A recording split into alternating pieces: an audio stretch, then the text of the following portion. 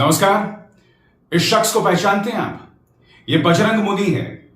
लखनऊ से सिर्फ 100 किलोमीटर दूर सीतापुर में एक मस्जिद के सामने जीप के अंदर बैठकर पुलिस की मौजूदगी में यह आदमी मुस्लिम महिलाओं को रेप की धमकी दे रहा था।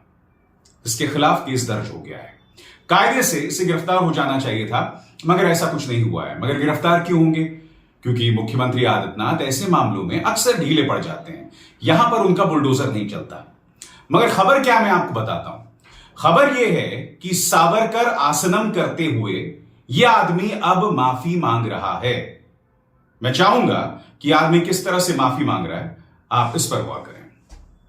सभी माताओं बहनों से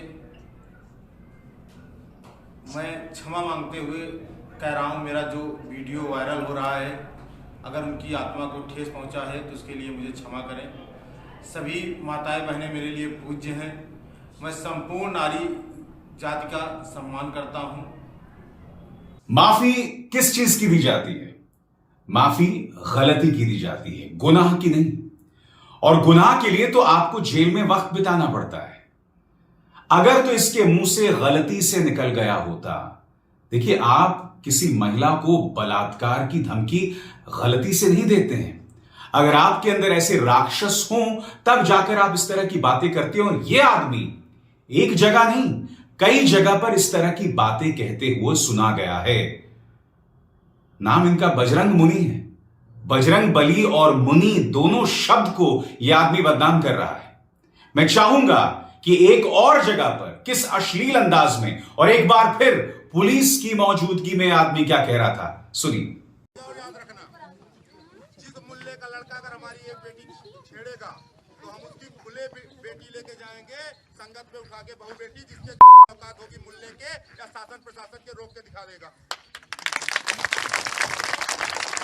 वो समझ गया कि मुल्ला राज रहेगा। ये सपा सरकार रही है कि मुल्ला राज रहेगा। हमारी बहुत बेटियां प्रताड़ित होगी। अगर आप हमारी बेटी को परेशान करोगे तो जिस मुल्ले का लड़का हिंदू लड़की को परेशान करेगा, उसकी बहू बेटी मेरे पास आइए, खुला मैं उसकी बहू बेटी उठा के संगत पे ले जाके बलात्कार करवाऊंगा। तो सुना आपने। मगर आप जानते हैं सबसे शॉकिंग बात क्या है? सबसे शॉकिंग बात यह है कि किसी भी न्यूज चैनल ने यह सही नहीं समझा कि इस आदमी को एक्सपोज किया जाए। क्या आप जानते हैं कि एनडीटीवी को छोड़कर किसी और न्यूज चैनल ने इसकी चर्चा नहीं की?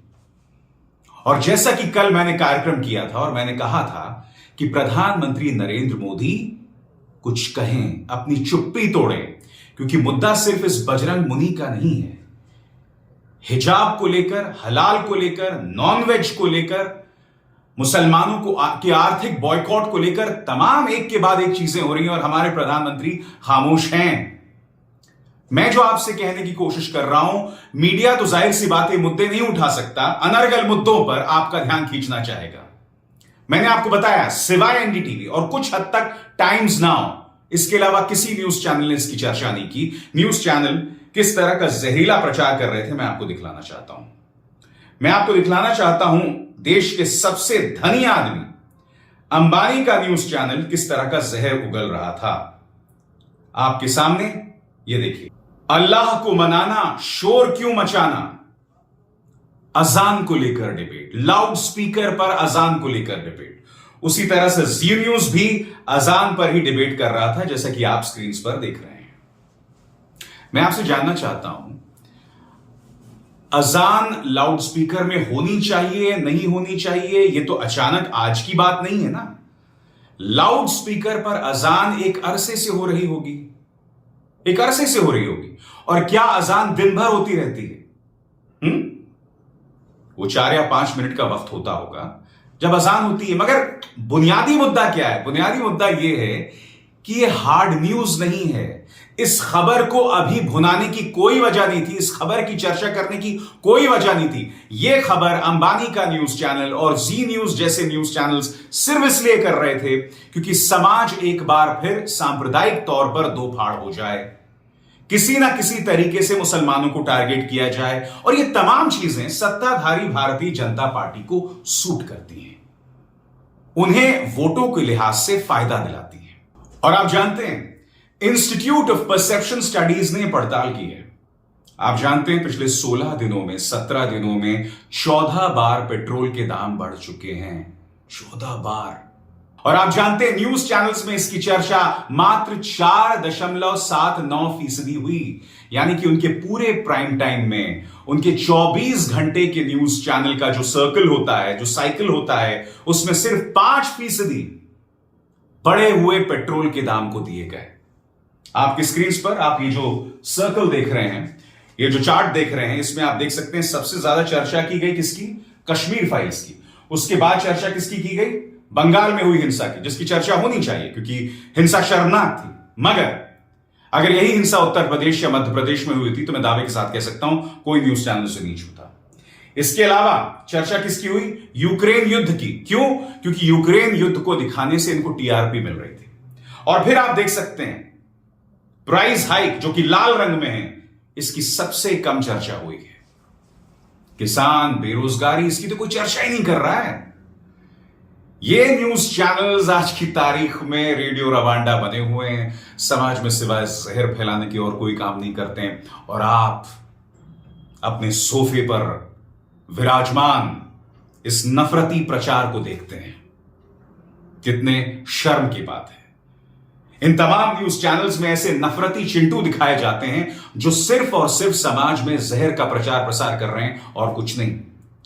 ये लोग हमारे धर्म का अपमान भी कर रहे हैं। यति नरसिंहानंद सरस्वती को जो प्राइम टाइम मिलता है उसके बारे में मुझे आपको कुछ कहने की जरूरत है। यह व्यक्ति जो एक बार गिरफ्तार हो चुका है, अभी बेल पर रहा है, बुराड़ी के अंदर जो नफरती संदेश इस आदमी ने दिए थे उसको लेकर इस पर कोई एक्शन नहीं हुआ है। दिल्ली पुलिस के सामने यह सब बुरा था। और इस पर गौर कीजिए, मनोज मुंतशिर, यह मनोज शुक्ला हुआ करता था, मगर फिर इसने अपने नाम के साथ उर्दू शब्द जोड़ लिया, मनोज मुंतशिर। अब इसका एक ही काम है, उर्दू को गाली दो, मुगलों को गाली दो और सब राष्ट्रवाद के नाम पर। अब इसके अंदर ऐसा अहंकार भर गया है, इतना ओवर कॉन्फिडेंट हो गया है कि अब यह हमारे हिंदू धर्म का अपमान कर रहा है। और कैसे? आपने सब लता दी, स्वर्गीय लता दी की आवाज में ठुमक चलत रामचंद्र को सुना होगा। अब यह आदमी उसका कैसे मजाक उड़ा रहा है उसकी मैं आपको मिसाल देना चाहता हूं। इसका ट्वीट पढ़िए साहब। निम्नलिखित पद मेरा नहीं है, कहीं सुना तो सोचा आपको भी बता दूं।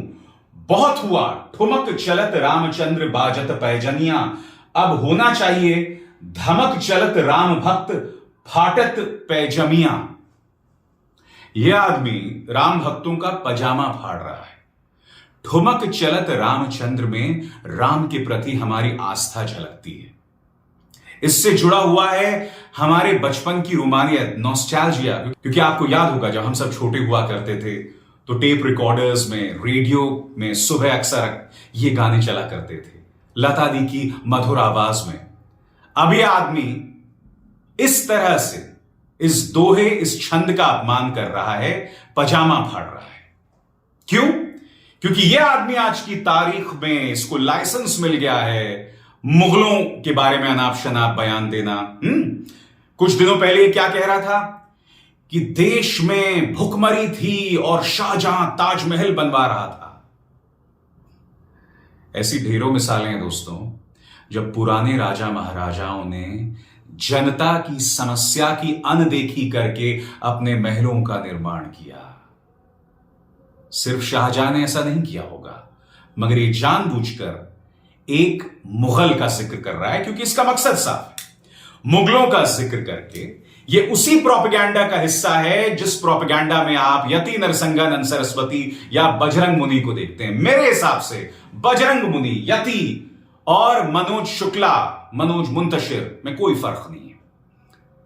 मैं एक बात आपसे कहना चाहता हूं, जो बहादुरी के साथ ये एबीपी न्यूज या तमाम जगहों पर खड़े होके करके बोलता है, जो मैं जानना चाहता हूं इससे, क्या इस शख्स ने 2014 से पहले कभी ये मुद्दे उठाए थे? क्यों नहीं उठाए थे? मैं जानना चाहता हूं अब क्यों उठा रहा है? क्योंकि अब ये बातें करना व्यवस्था को पसंद है। ऐसी बातें करके इससे फायदा मिलता है। और मनोज मुंतशिर बताने का प्रयास करें कि उन्हें उत्तर प्रदेश सरकार से क्या फायदा मिला है। मोदी सरकार से क्या फायदा मिलता है? इन पर ढेरों आरोप हैं कि इन्होंने जो बेहतरीन गाने भी लिखे हैं वो भी इधर उधर से प्रेरित हैं। चुराए हुए हैं मैं नहीं कहूंगा, वो आप खुद समझदार हैं, मगर प्रेरित हैं। कितने शर्म की बात है। आप एक लेखक हैं, आपकी लेखनी जो है वो पवित्र होनी चाहिए, ओरिजिनल होनी चाहिए, वास्तविक होनी चाहिए। मंच पर खड़े होकर अपनी आवाज को खर्र खर्र करके बोलने से कोई बहुत महान आदमी नहीं बन जाता, कोई क्रांतिकारी नहीं बन जाता।